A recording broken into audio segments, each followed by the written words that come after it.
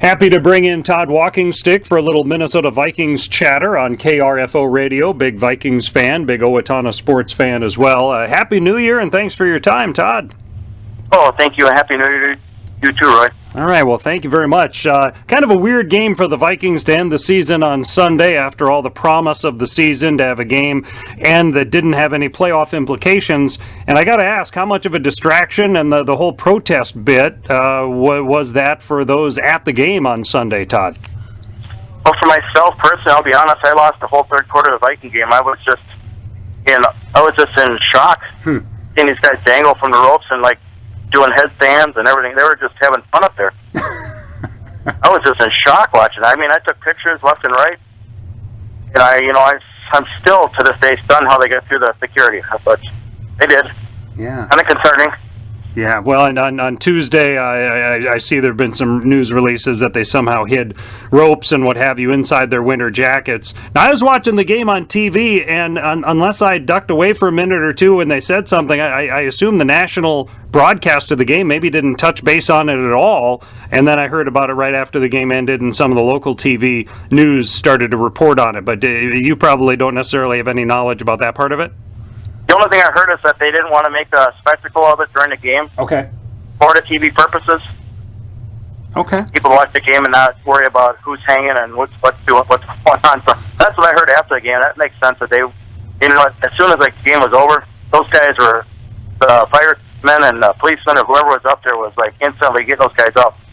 Okay. Well, let's move away from that. And for the game itself and for a big Vikings fan like you are, it was certainly a big win in the way that Minnesota rolled up the offense and rolled up the points in a game that didn't have any playoff implications. What did you feel, and what was your excitement level for the game itself on Sunday, Todd?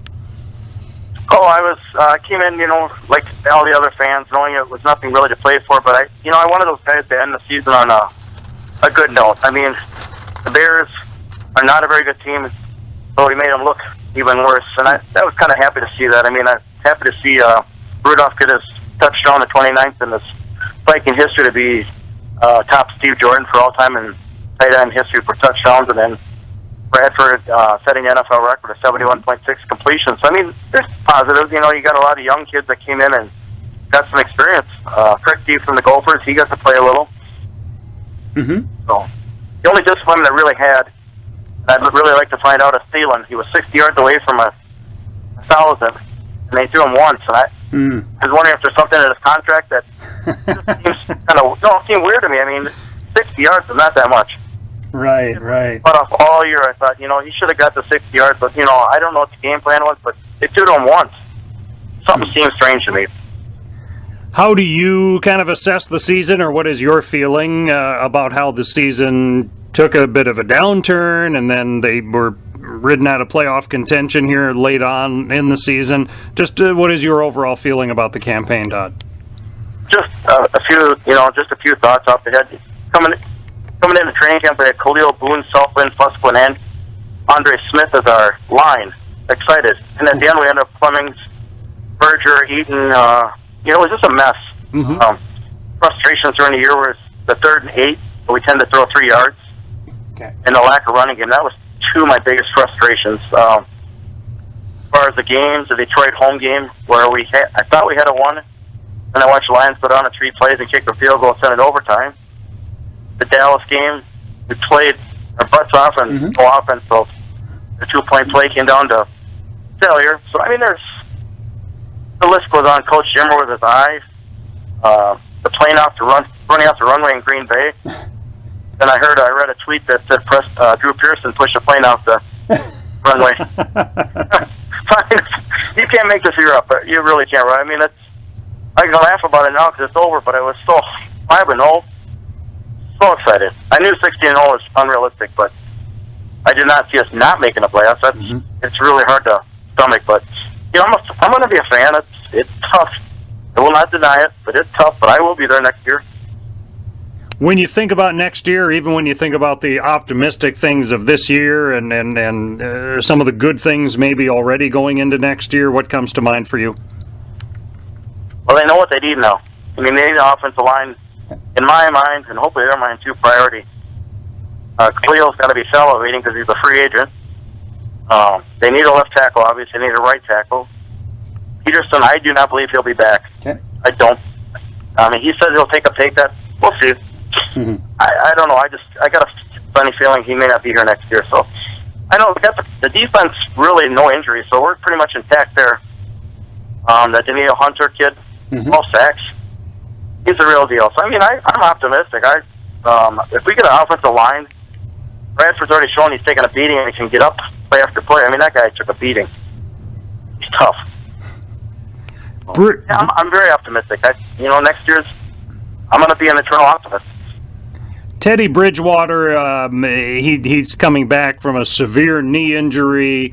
Have you kept up to date on what his status is? Is he going to be in position to battle for the starting job come next spring?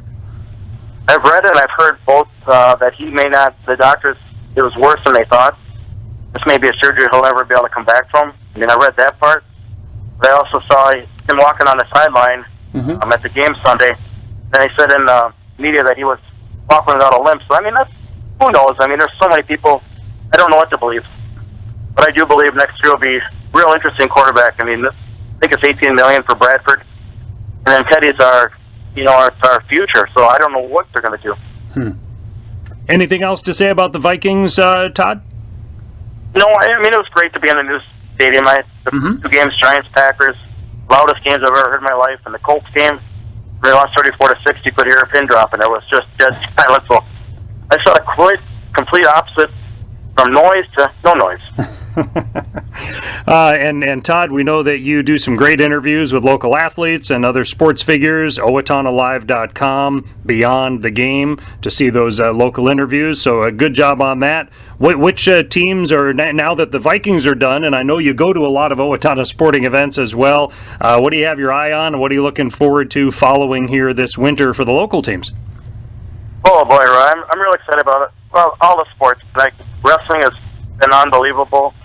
I really think the girls and boys basketball team are very, very athletic, and I think they got a great shot of going to have some good success. And then hockey, I mean, like the girls' hockey is young, but they're playing really well. And the boys' hockey, I think all those teams, and all the Steele County teams, I'm excited for all those guys. It's going to be a fun season to watch them.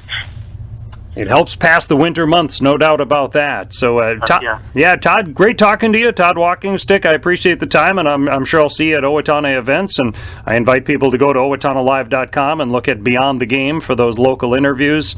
Thank you very much, Todd. Thank you, Roy. Have a good week. All right, Todd Walkingstick with me here on KRFO.